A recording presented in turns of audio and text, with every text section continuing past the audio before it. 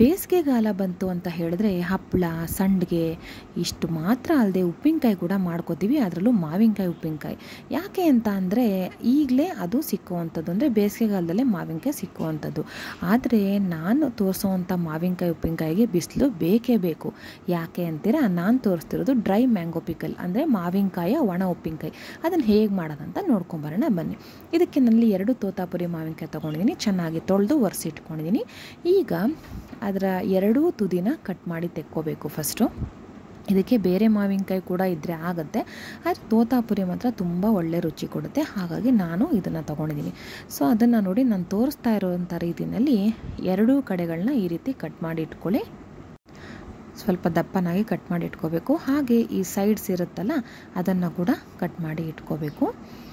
ಇದು ತೋತಾಪುರಿ ತೀರಾ ಹುಳಿ ಇರೋದಿಲ್ಲ ಅಲ್ವಾ, ಹಾಗಾಗಿ ಈ ಒಂದು ಕಾಯಿನ ನಾನಲ್ಲಿ ತೊಗೊಂಡಿದ್ದೀನಿ. ಸೊ ಅದೇ ರೀತಿ 2 ಕಾಯಿ ತೊಗೊಂಡಿದ್ದೀನಿ ಅಂದಲ್ಲ, ಸೊ ಅದನ್ನು ಕೂಡ ಇದೇ ರೀತಿಯಲ್ಲಿ 2 ತುದಿನ ಕಟ್ ಮಾಡಿ ಈ ರೀತಿ 4 ಕಡೆ ಪೀಸ್ ಮಾಡಿ ಇಟ್ಕೊಳ್ಳಿ. 2 ಕಡೆ ದೊಡ್ಡ ಸೈಜು, ಹಾಗೆ ಇನ್ನು ಸೈಡ್ಸಲ್ಲಿ ಏನಿರುತ್ತೆ ಅದು. ಇದಕ್ಕೆ ಸಿಪ್ಪೆ ತೆಗೆಯೋ ಅವಶ್ಯಕತೆ ಇಲ್ಲ, ಈ ರೀತಿ ಕಟ್ ಮಾಡಿಕೊಂಡ್ರೆ ಮಾತ್ರ ಸಾಕಾಗುತ್ತೆ. ಸೊ ರೆಗ್ಯುಲರಾಗಿ ನಾವು ನಮ್ಮ ಕಡೆಗಳಲ್ಲಿ ಹೇಗೆ ಉಪ್ಪಿನಕಾಯಿನ ಮಾಡ್ತೀವಿ ಆ ಥರ ಮಾಡ್ತಾ ಇರ್ತೀವಿ. ಸೊ ಇದನ್ನು ಕೂಡ ಒಮ್ಮೆ ಟ್ರೈ ಮಾಡಿ ನೋಡಿ, ನಿಮ್ಮೆಲ್ರಿಗೂ ಖಂಡಿತ ಇಷ್ಟ ಆಗುತ್ತೆ.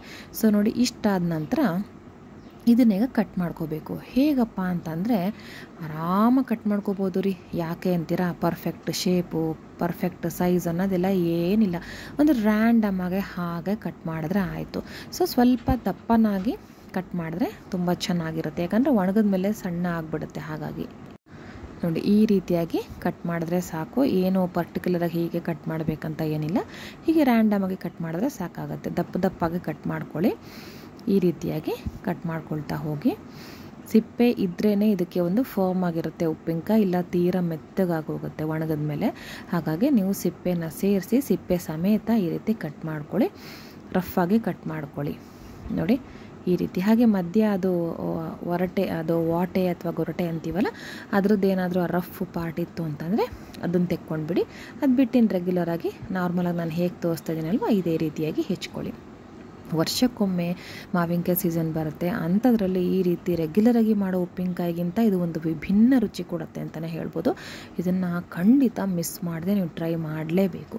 ನೋಡಿದ್ರಾ, ಈಗ ಎಲ್ಲವನ್ನು ಕಟ್ ಮಾಡಿ ಆಯಿತು. ಇಷ್ಟು ಪೀಸಸ್ ಆಯಿತು 2 ಮಾವಿನಕಾಯಿಗೆ. ಸೊ ನೋಡಿ ಇಷ್ಟ ಆಯ್ತಲ್ವಾ. ಈಗ ಇದು ಅದು ಹೇಳಿದ್ನಲ್ಲ ರಫ್ ಆಗಿರುತ್ತಲ್ಲ ಒಳಗಡೆ ಮಧ್ಯ ಆ ಗೊರಟೆ ಇರುವಂಥದ್ದು, ಅದನ್ನು ಕೂಡ ತೆಕ್ಕೊಂಡಿದ್ದೀನಿ. ಈಗ ನೆಕ್ಸ್ಟ್ ಪ್ರೊಸೀಜರ್ ಏನು ಅಂತ ನೋಡ್ಕೊಳ್ಳೋಣ. ಇದಕ್ಕೆ ಒಂದು ಗ್ಲಾಸ್ ಬೌಲ್ನ ತಗೊಳ್ಳಿ ನೆಕ್ಸ್ಟ್ ಸ್ಟೆಪ್ಗೆ, ಅಥವಾ ಯಾವ್ದಾದ್ರು ಮಡಕೆ ಮಣ್ಣಿಂದು ಆ ಥರ ತಗೊಳ್ಳಿ. ಸ್ಟೀಲೆಲ್ಲ ಬೇಡ, ಅದು ಏನಂತಾರೆ ಹುಳಿ ಅಂಶ ಅಲ್ವಾ, ಹಾಗಾಗಿ ಸ್ಟೀಲು ಪ್ಲಾಸ್ಟಿಕ್ ಅಂತೂ ಖಂಡಿತ ಬೇಡ. ಸೊ ಈ ಮಾವಿನ ಹೋಳುಗಳನ್ನೆಲ್ಲ ಒಂದು ಗ್ಲಾಸ್ ಬೌಲಿಗೆ ಹಾಕ್ಕೊಳ್ಳಿ. ಸೊ ನಾನು ಈ 2 ಮಾವಿನಕಾಯಿ ಜೊತೆ ಇನ್ನೂ 2 ಮಾವಿನಕಾಯಿ ತಂದಿದ್ದೆ, ಅದ್ರದ್ದು ಸಿಪ್ಪೆಯೆಲ್ಲ ತೆಗೆದು ಬೇರೆ ಒಂದು ರೆಸಿಪಿ ಮಾಡಿದ್ದೀನಿ, ಅದನ್ನು ಕೂಡ ಪೋಸ್ಟ್ ಮಾಡ್ತೀನಿ. ಸೊ ಅದ್ರದ್ದು ಸ್ವಲ್ಪ ಏನಿತ್ತು ಆ ಪಲ್ಪ್ ಪೀಸಸ್ಸು ಅದನ್ನು ತೊಗೊಂಡೆ. ಇದಕ್ಕೀಗ ಒಂದು ಸ್ವಲ್ಪ ಉಪ್ಪನ್ನು ಹಾಕ್ಕೊಂಡಿದ್ದೀನಿ, ಹಾಗೆ ಖಾರದ ಪುಡಿನ ಹಾಕ್ಕೊಂಡಿದ್ದೀನಿ, ಹಾಗೆ ಈಗ ಒಂದು ಸ್ವಲ್ಪ ಇಂಗು ಪುಡಿನ ಕೂಡ ಹಾಕ್ಕೊಳ್ತಾ ಇದ್ದೀನಿ. ಸೊ ಈ 3 ಹಾಕಿ ಚೆನ್ನಾಗಿ ಟಾಸ್ ಮಾಡಬೇಕು. ಈಗಲೇ ಒಂದು ನಿಮ್ಮ ಬಾಯಲ್ಲೆಲ್ಲ ನೀರು ಬರ್ತಾ ಇರುತ್ತೆ ಅನಿಸುತ್ತೆ ಅಲ್ವಾ. ನೋಡಿ ಈ ರೀತಿಯಾಗಿ ಚೆನ್ನಾಗಿ ಟಾಸ್ ಮಾಡ್ಕೋಬೇಕು. ಆವಾಗ ಅದು ಉಪ್ಪು ಹುಳಿ ಖಾರ ಎಲ್ಲ ಚೆನ್ನಾಗಿ ಕೋಟ್ ಆಗುತ್ತೆ. ಸೊ ನೋಡಿ ಇಷ್ಟ ಆಯ್ತಲ್ವಾ. ಇಷ್ಟ ಆದಮೇಲೆ ಏನು ಮಾಡಬೇಕಂತ ಹೇಳಿದ್ರೆ ಇದನ್ನು ತಟ್ಟೆ ಮುಚ್ಚಿ ಇಟ್ಬಿಡಿ. ಎಲ್ಲಿವರೆಗೂ ಅಂದರೆ ಇಡೀ ರಾತ್ರಿ ಇಟ್ಬಿಡಿ. ಓಕೆನಾ, ಒಂದು 6 to 7 hours ಹಾಗೆ ಇಟ್ಬಿಡಿ. ಸೊ ನೋಡಿ ಇದು ಬೆಳಗ್ಗೆ ನಾನು ತೋರಿಸ್ತಾ ಇದ್ದೀನಿ. ನೋಡಿದ್ರೆ ಅದು ಉಪ್ಪು ಖಾರದ ನೀರೆಲ್ಲ ಹೆಂಗೆ ಬಿಟ್ಕೊಂಡಿದೆ ಅಲ್ವಾ. ಯಾಕಂದರೆ ಅದು ಉಪ್ಪು ಖಾರ ಹಾಕಿರ್ತೀವಿ ಹುಳಿಗೆ ಅಂದರೆ ಅದೆಲ್ಲ ಎಷ್ಟು ಹೀರ್ಕೊಳ್ಳುತ್ತೋ ಅಷ್ಟು ಹೀರ್ಕೊಂಡು ಉಳಿದಿದ್ದೆಲ್ಲ ಅದು ರಸ ಬಂದುಬಿಟ್ಟಿರುತ್ತೆ. ಸೊ ಇದನ್ನು ಒಮ್ಮೆ ಚೆನ್ನಾಗಿ ಮಿಕ್ಸ್ ಮಾಡ್ಕೋಬೇಕು. ಈಗ ನಾನು ಸಂಜೆ ಇದನ್ನು ಪ್ರಿಪೇರ್ ಮಾಡಿಕೊಂಡೆ. ಸೊ ರಾತ್ರಿ ಪೂರ್ತಿ ಅದನ್ನು ಹಾಗೆ ಚಿಲ್ಲಿ ಇದೆಲ್ಲ ಮಿಕ್ಸ್ ಮಾಡೇ ಇಟ್ಟಿದೆ, ಅದು ಒಂದು ರೀತಿಯಲ್ಲಿ ಸೋಕ್ ಆಗ್ತಾಯಿತ್ತು. ಸೊ ಇದನ್ನೆಲ್ಲ ಒಮ್ಮೆ ನೀಟಾಗಿ ಮಿಕ್ಸ್ ಮಾಡ್ಕೊಂಡ್ಬಿಡಬೇಕು. ಮಿಕ್ಸ್ ಮಾಡಿ ಒಂದು ತಟ್ಟೆಗೆ ಹರಡ್ತಾ ಬರಬೇಕು. ಇದನ್ನು ಏನಂದರೆ ಇದನ್ನು ಮೇಯ್ನಾಗಿ ಚೆನ್ನಾಗಿ ಒಣಗಿಸ್ಕೋಬೇಕು, ಅದೇ ಇದ್ರದ್ದು ಸೀಕ್ರೆಟ್. ಆವಾಗ ಹಾಳಾಗೋದಿಲ್ಲ. ಸೊ ನೋಡಿ ಹಾಗೆ ರುಚಿ ಕೂಡ ಬೇರೆ ಥರ ಇರುತ್ತೆ. ಇದನ್ನೆಲ್ಲ ಒಂದು ತಟ್ಟೆಗೆ ನೀಟಾಗಿ ಸ್ಪ್ರೆಡ್ ಮಾಡ್ಕೊಳ್ತಿದ್ದೀನಿ. ಹಾಗೆ ನೋಡಿ ಇದು ಖಾರದ ನೀರು ಕೂಡ ಉಳಿದಿದೆ. ನೋಡಿ ಈಗ ತಟ್ಟೆಗೆಲ್ಲ ಸ್ಪ್ರೆಡ್ ಮಾಡಿಕೊಂಡೆ ಅಲ್ವಾ ನೀಟಾಗಿ. ನೋಡಿ 2 ತಟ್ಟೆಗೆ ಹಾಕಿದ್ದೀನಿ. ಸ್ವಲ್ಪ ದೂರಕ್ಕೆ ಹಾಕ್ಕೊಳ್ಳಿ, ಒಂದ್ರ ಮೇಲೊಂದು ಹಾಕಬೇಡಿ. ಸೊ 2 ತಟ್ಟೆನ ನನಗೆ ತಗೊಂಡಿದ್ದೀನಿ ಇಲ್ಲಿ. ಸೊ ಇದನ್ನು ನೋಡಿ ಬೆಳಗಿನ ಎಳೆ ಬಿಸಿಲಲ್ಲಿ ಇದನ್ನು ಇಡ್ತಾಯಿದ್ದೀನಿ. ಸೊ ಫುಲ್ ಡೇ ಇದು ಇದ್ದರೆ ಕಂಪ್ಲೀಟಾಗಿ ಅದು ಬಿಸಿಲು ಸಿಕ್ಕತ್ತೆ. ಬಟ್ ನಮ್ಮ ಮನೇಲಿ ಅಷ್ಟೊಂದು ಬಿಸಿಲು ಸಿಕ್ಕಲ್ಲ, ಎಷ್ಟು ಸಿಕ್ಕುತ್ತೋ ನಾನು ಅಷ್ಟು ಯೂಸ್ ಮಾಡ್ಕೊಂಡಿದ್ದೀನಿ. ಈ ನೀರು ಉಳಿದಿರುತ್ತಲ್ವ ಉಪ್ಪು ಖಾರದ ನೀರು, ಇದು ಹೀಗೆ ಇರಲಿ, ಯಾಕೆ ಅಂತ ನಾನು ಆಮೇಲೆ ಹೇಳ್ತೀನಿ. ಓಕೆನಾ. ನೋಡಿ ಈಗ ಮಾವಿನಕಾಯಿ ಒಣಗಕ್ಕೆ ಇಟ್ಟಿದ್ದೆ ಅಲ್ವಾ, ಅದು ನೋಡಿ ಸಂಜೆ ಮಧ್ಯಾಹ್ನ ಮಧ್ಯಾಹ್ನದ ಬಿಸಿಲಿಗೆ ಹೇಗಾಗಿದೆ ಅಂತ.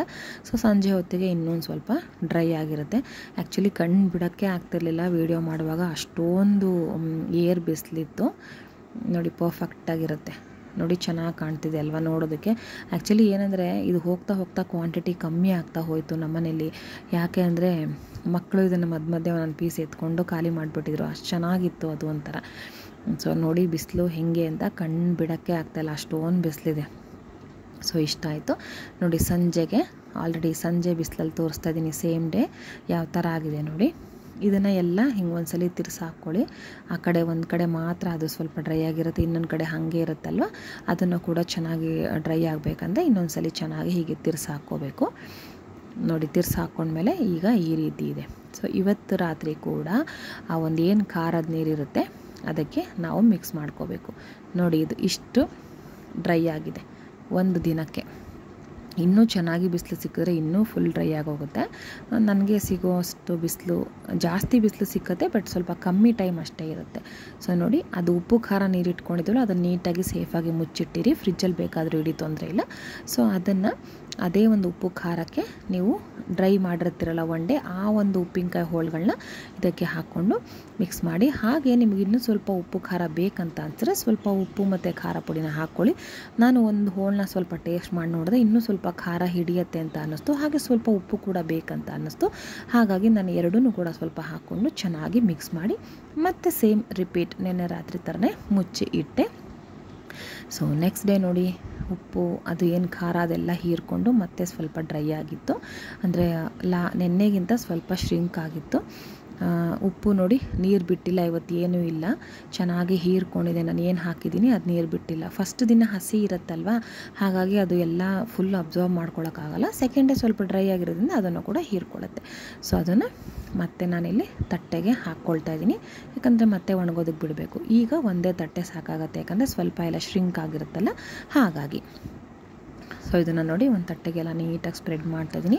ಎಷ್ಟಾಗುತ್ತೋ ಅಷ್ಟು ನೀಟಾಗಿ ಅಗಲವಾಗಿ ಸ್ಪ್ರೆಡ್ ಮಾಡಿ, ಆಗ ಬೇಗ ಡ್ರೈ ಆಗುತ್ತೆ. ಒಂದ್ರ ಮೇಲೊಂದು ಇಡೋದಕ್ಕಿಂತ ಈ ರೀತಿ ಸ್ಪ್ರೆಡ್ ಮಾಡಿಡೋದು ಒಳ್ಳೆಯದು. ಸೊ ನೋಡಿ ನನಗೆ ಸಿಗೋದು ಆ್ಯಕ್ಚುಲಿ ಬೆಳಗ್ಗೆ ಎಳೆ ಬಿಸಿಲು ಒಂದು ಸ್ವಲ್ಪ ಹೊತ್ತು ಸಿಕ್ಕತ್ತೆ. ಅದಾದ ನಂತರ ನೆಕ್ಸ್ಟು ನನಗೇನು ಸಿಗೋದೆ ಮಧ್ಯಾಹ್ನದ ಬಿಸಿಲು, ಅಂದರೆ 11:15 ಮೇಲೆ ನನಗೆ ಬಿಸಿಲು ಸಿಕ್ಕತ್ತೆ. ಮ್ಯಾಕ್ಸಿಮಮ್ ಅಂದರೆ ಒಂದು 3 ಗಂಟೆ 3:15 3:15ವರೆಗೂ ಅಷ್ಟೇ ಸಿಕ್ಕತ್ತೆ. ಸೊ ಬೆಳಗಿನ ಹವರ್ಸ್ದಲ್ಲೆಲ್ಲ ನನಗೆ ಸಿಕ್ಕೋದೇ ಇಲ್ಲ ಬಿಸಿಲು. ಸೊ ಸಿಕ್ಕಂಥ ಟೈಮ್ನ ಯುಟಿಲೈಸ್ ಮಾಡಿಕೊಂಡು ಈ ಥರ ಕೆಲಸಗಳನ್ನ ನಾನು ಮಾಡಿ ಮುಗಿಸಿ ಇಟ್ಕೊಂಡಿರ್ತೀನಿ.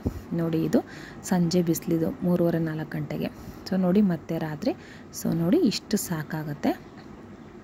ನೋಡಿ ಇಷ್ಟು ಡ್ರೈ ಆಗಿದೆ ಅಲ್ವಾ, ಇವತ್ತಿನ ದಿನಕ್ಕೆ ಇಷ್ಟ ಆಯಿತು. ಬೇಕಾದ್ರೆ ನೀವು ಫ್ಯಾನ್ ಗಾಳಿನಲ್ಲೇ ಇಡ್ಬೋದು ಬೇಕಂದರೆ, ಅಥವಾ ಇನ್ನು ಉಪ್ಪು ಹುಳಿ ಖಾರ ಇನ್ನೂ ಹಿಡಿಬೇಕಂದ್ರೆ ಇನ್ನೊಂದು ನೈಟ್ ಹಾಕಿಡಿ. ಸೊ ಇಷ್ಟ ಆದ ನಂತರ ಲಾಸ್ಟಲ್ಲಿ ಒಂದು ಬಾಣಲಿಗೆ ಸ್ವಲ್ಪ ಎಣ್ಣೆನ ಹಾಕ್ಕೊಳ್ಳಿ. ಅದಕ್ಕೆ ಕಾದ ನಂತರ ಸ್ವಲ್ಪ ಸಾಸಿವೆ ಹಾಗೆ ಒಂದು ಸ್ವಲ್ಪ ಅರಿಶಿನ ಹಾಕ್ಕೊಂಡು ಚೆನ್ನಾಗಿ ಮಿಕ್ಸ್ ಮಾಡಿ. ಇದಕ್ಕೆ ಹಿಂಗೆ ಹಾಕೋ ಅವಶ್ಯಕತೆ ಇಲ್ಲ, ಯಾಕಂದರೆ ಸ್ಟಾರ್ಟಿಂಗಲ್ಲೇ ಹಾಕ್ಬಿಟ್ಟಿದ್ದೀವಿ. ಈಗ ಪೀಸಸ್ ಇಟ್ಕೊಂಡಿರ್ತೀವಲ್ಲ ಮ್ಯಾಂಗೋ ಪೀಸಸ್, ಅದನ್ನೆಲ್ಲ ಇದಕ್ಕೆ ಹಾಕ್ಕೊಳ್ಳೋಣ. ಹಾಕ್ಕೊಂಡು ಒಂದು 5ರಿಂದ 10 ನಿಮಿಷ ಇದನ್ನು ಚೆನ್ನಾಗಿ ಆ ಬಿಸಿ ಎಣ್ಣೆಯಲ್ಲಿ ಫ್ರೈ ಮಾಡಬೇಕು. ಇದನ್ನು ಮೀಡಿಯಮ್ ಇಟ್ಕೊಳ್ಳಿ ಉರಿ, ಸಣ್ಣ ಏನು ಬೇಕಾಗಿಲ್ಲ, ಅಥವಾ ಹೈ ಇಡಬೇಡಿ. ಇದನ್ನು ಚೆನ್ನಾಗಿ ಎಣ್ಣೆಯಲ್ಲಿ ಹೀಗೆ ಫ್ರೈ ಮಾಡ್ಕೊಳ್ಳಿ, ಆಗ ಸಾಫ್ಟ್ ಆಗುತ್ತೆ. ಹಾಗೆ ಆ ಎಣ್ಣೆ ಎಲ್ಲ ಪ್ರತಿಯೊಂದು ಹೋಳಿಗೂ ನೀಟಾಗಿ ಕೋಟ್ ಆಗುತ್ತೆ. ಒಳ್ಳೆ ಘಮ ಬರ್ತಾ ಇತ್ತು ಗೊತ್ತಾ, ಯಾಕಂದರೆ ಬಿಸಿಲಲ್ಲಿ ಚೆನ್ನಾಗಿ ಕಾದಿತ್ತು, ಹಾಗೆ ಈ ಒಗ್ಗರಣೆ ಕೂಡ ಬಿತ್ತಲ್ವ ಈಗ, ಹಾಗಾಗಿ. ಸೊ ಇಷ್ಟ ಆಯಿತು ಅಂತ ಹೇಳಿದ್ರೆ ಡ್ರೈ ಮ್ಯಾಂಗೋ ಪಿಕಲ್, ಅಂದರೆ ಮಾವಿನಕಾಯ ಒಣ ಉಪ್ಪಿನಕಾಯಿ ರೆಡಿ ಟು ಸರ್ವ್.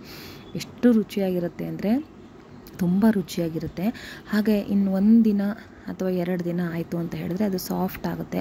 ಆ ಸಿಪ್ಪೆ ಸ್ವಲ್ಪ ಗಟ್ಟಿ ಇರುತ್ತೆ, ಒಳಗಡೆ ಪಲ್ಪ್ ಸಾಫ್ಟ್ ಇರುತ್ತೆ, ಒಂಥರ ಡಿಫ್ರೆಂಟ್ ಇರುತ್ತೆ. ನಾವು ರೆಗ್ಯುಲರಾಗಿ ಮಾಡೋ ಉಪ್ಪಿನಕಾಯಿಗಿಂತ ಇದು ತುಂಬಾ ಡಿಫ್ರೆಂಟ್ ಆಗಿರುತ್ತೆ, ಹಾಗೆ ಒಳ್ಳೆ ರುಚಿ ಕೊಡುತ್ತೆ. ಹಾಗೆ ಆ ಒಗ್ಗರಣೆ ಎಣ್ಣೆ ಉಳಿದಿರುತ್ತಲ್ಲ ಅದನ್ನು ಕೂಡ ವೇಸ್ಟ್ ಮಾಡಿಬಿಡಿ, ಅದನ್ನು ಉಪ್ಪಿನಕಾಯಿ ಮೇಲೆ ಹಾಕ್ಕೊಳ್ಳಿ. ಆ ರಸನ ನಾವು ಏನು ಊಟ ಮಾಡ್ತೀವಲ್ವ, ಸಾರನ್ನು ಅಥವಾ ಹುಳಿಯನ್ನು ಅಥವಾ ಮಜ್ಜಿಗೆನ, ಅದಕ್ಕೂ ಹಾಕ್ಕೊಂಡು ತಿಂದರೆ ಸಖತ್ತಾಗಿರುತ್ತೆ. ನೋಡಿ ರುಚಿಯಾದ ಡ್ರೈ ಮ್ಯಾಂಗೋ ಪಿಕಲ್ ರೆಡಿಯಾಗೇ ಹೋಯಿತು. ತುಂಬಾ ಬೇಗ ರೆಡಿಯಾಗುವಂತಹ ಉಪ್ಪಿನಕಾಯಿ ಇದು. ಇದಕ್ಕೆ ಯಾವುದೇ ಪುಡಿನ ನಾವು ಹುರ್ಕೋಬೇಕು, ಪುಡಿ ಮಾಡಬೇಕು ಅನ್ನೋದೆಲ್ಲ ಏನಿಲ್ಲ, ಫಟ್ ಅಂತ ರೆಡಿಯಾಗೋಗುತ್ತೆ ಅಲ್ವಾ. ಈ ವಿಡಿಯೋ ನಿಮಗೆ ಇಷ್ಟ ಆದರೆ ನನ್ನ ಚಾನಲನ್ನು ದಯವಿಟ್ಟು ಸಬ್ಸ್ಕ್ರೈಬ್ ಮಾಡಿ, ಹಾಗೆ ಫ್ರೆಂಡ್ಸ್ ಆ್ಯಂಡ್ ಫ್ಯಾಮಿಲಿ ಜೊತೆ ಶೇರ್ ಮಾಡೋದನ್ನು ಖಂಡಿತ ಮರಿಬೇಡಿ. ಮತ್ತು ಇನ್ನೊಂದು ವಿಡಿಯೋ ಜೊತೆ ಸಿಗ್ತೀನಿ. ಧನ್ಯವಾದಗಳು.